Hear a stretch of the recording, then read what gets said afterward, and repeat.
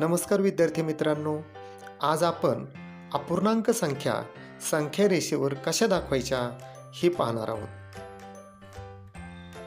ज्या संख्या अंश आणि छेद स्वरूपात लिहितात त्यांना व्यवहारी अपूर्णांक असे म्हणतात. आता या व्यवहारी अपूर्णांक असणाऱ्या संख्या रेषेवर कशा दाखवतात ते आपण पाहू. तर 2/3 ही संख्या आपण उदाहरणादाखल या ठिकाणी घेतलेली आहे. या संख्येचा छेद 3 आहे. ज्या संख्येचा छेद 3 आहे ती संख्या रेषेवर दाखवताना एका एककाची, उदाहरणार्थ 0 ते 1 हा एक एकक आहे, त्या एककाचे असे 3 भाग करायचे. असे प्रत्येक एककाचे 3 भाग आपण या ठिकाणी करून घेऊ. आणि 2/3 ही संख्या दाखवताना शून्यापासून धनसंख्या असेल तर उजवीकडे 2 घरे मोजायची. 0, 1 आणि 2 या ठिकाणी 2/3 ही संख्या दाखवता येईल. आता आपण दुसरी संख्या पाहू. उदाहरणार्थ 8/3 ही संख्या दाखवताना शून्यापासून 8 घरे मोजायची. 0, 1, 2, 3, 4, 5, 6, 7 आणि 8 बरोबर या ठिकाणी 8/3 ही संख्या असेल. त्याचप्रमाणे ऋण संख्या सुद्धा या संख्या रेषेवरती आपल्याला दाखवता येतील. त्यासाठी छेदा इतके समान भाग ही प्रत्येक एककाची करावी. आता आपण उदाहरणादाखल -5/3 ही संख्या घेऊ. तर शून्यापासून डावीकडे या ठिकाणी 0 आहे, शून्यापासून अंश इतके या ठिकाणी 5 अंश आहे आणि ऋण संख्या आहे. तर शून्यापासून 5 घरे डावीकडे मोजत जाऊ. 0, 1, 2, 3, 4 आणि 5 या ठिकाणी -5/3 ही संख्या असेल. उदाहरणादाखल आपण दुसरी संख्या घेऊ. -7/3 ही संख्या दाखवताना अंश 7 आहे. तर शून्यापासून अंश इतके म्हणजे 7 घरे आपण डावीकडे मोजत जाणार आहोत. 0, 1, 2, 3, 4, 5, 6 आणि 7 बरोबर या ठिकाणी -7/3 ही संख्या असेल. अशा पद्धतीने आपल्याला संख्या रेषेवरती व्यवहारी अपूर्णांक दाखवता येतील. व्यवहारी अपूर्णांकामध्ये काही संख्या ह्या पूर्णांकयुक्त अपूर्णांक देखील असतात. त्यानुसार आता उदाहरणार्थ 2.1/2. आता या ठिकाणी छेद 2 आहे म्हणजे प्रत्येक एककाचे 2 भाग आपल्याला करायला पाहिजे. आता आपण या ठिकाणी प्रत्येक एककाचे 2 भाग करून घेतलेले आहे. आता 2 पूर्णांक, हा 0 पूर्णांक, हा 1 पूर्णांक आणि हा 2 पूर्णांक. पूर्णांक झाल्यानंतर 1 घर आणि या ठिकाणी 2.1/2 ही संख्या असेल. उदाहरणादाखल आपण दुसरी संख्या घेऊ.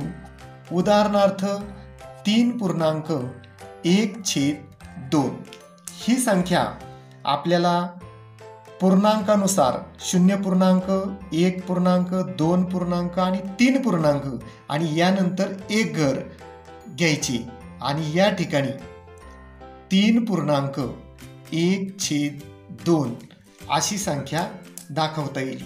याच संख्या रेषेवरती आपल्याला ऋण संख्या सुद्धा दाखवता येतील.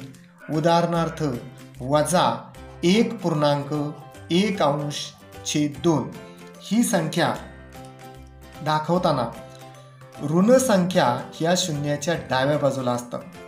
0.1 या ठिकाणी आहे आणि त्यानंतर एक घर घ्यायची. बरोबर या ठिकाणी -1.1/2 ही संख्या असेल. आता आपण दुसरी संख्या घेऊ. उदाहरणार्थ -3.1/2 ही संख्या संख्या रेषेवर दाखवताना ऋण संख्या डाव्या बाजूला असतात. 0.1 आणि -3 आणि त्यापुढे एक घर. या ठिकाणी -3.1/2 अशा प्रकारे आपल्याला ऋण संख्या सुद्धा दाखवता येतील. व्यवहारी अपूर्णांक झाल्यानंतर काही संख्या दशांश अपूर्णांकात देखील असतात आणि त्या संख्या देखील आपल्याला संख्या रेषेवरती दाखवता येतील. उदाहरणार्थ 2.4 ही संख्या संख्या रेषेवर दाखवताना प्रत्येक एककाचे 10 समान भाग केलेले आहेत. 0 ते 1 यामध्ये ही ठळक संख्या ही 5 अर्ध्यावरती दाखवलेली आहे आणि अशा प्रकारे प्रत्येक एककाचे 10 समान भाग केलेले आहेत. आता 2.4 ही संख्या दाखवताना 0.1 आणि हा 2 आहे आणि या ठिकाणी लहान लहान घरे ही एका एककामध्ये 10 घरे आहेत. आता आपण 4 घरे मोजून घेऊ. या ठिकाणी 1, 2, 3 आणि 4. या ठिकाणी 2.4 अशी संख्या आपल्याला दाखवता येईल. उदाहरणादाखल आपण दुसरी संख्या घेऊ. 3.6 ही संख्या पाहताना 0.1, 2 आणि 3 आणि यापुढे लहान लहान असणारी 6 घरे घ्यायची. 1, 2, 3, 4, 5 आणि 6.